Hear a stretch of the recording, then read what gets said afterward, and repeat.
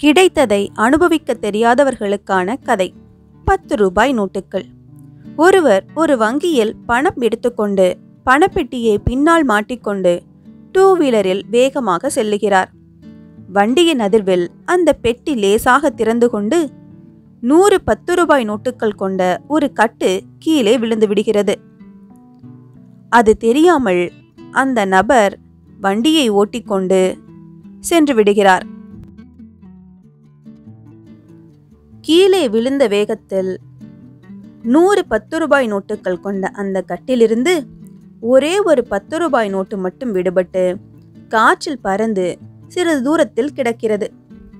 அந்த ஒற்றை 10 ரூபாய் நோட்டு இருந்த வழியில் ஒருவன் வருகிறான். இந்த நோட்டை கண்டு இன்று நரிமுகத்தில் விழித்திருக்கேன் போல என்று நினைத்து மிகவும் சந்தோஷமடைகிறான். அந்த நோட்டை எடுத்துக்கொண்டு ஹோட்டலுக்கு போனான்.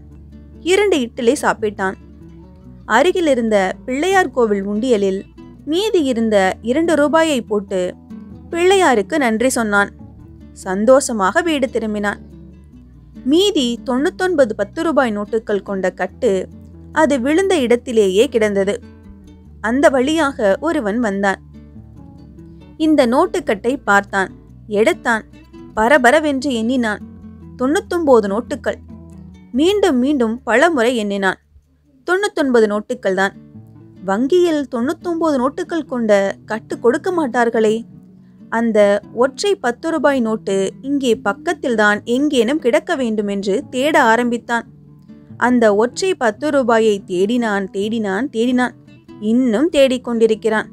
10 ரூபாய் கிடைத்தவன் திருப்தியாக சாப்பிட்டு விட்டு சந்தோஷமாக சென்றான். 990 ரூபாய் கிடைத்தவன் அதை அனுபவிக்காமல் இன்னும் ஒரு 10 ரூபாய்க்காக அல்லாடி கொண்டிருக்கிறான். நம்மில் பலர் இப்படித்தான்.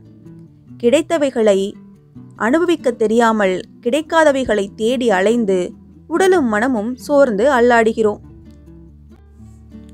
இந்த கதை உங்களுக்கு பிடிச்சிருந்ததுன்னா லைக் பண்ணுங்க, ஷேர் பண்ணுங்க, மறக்காம சப்ஸ்கிரைப் பண்ணுங்க.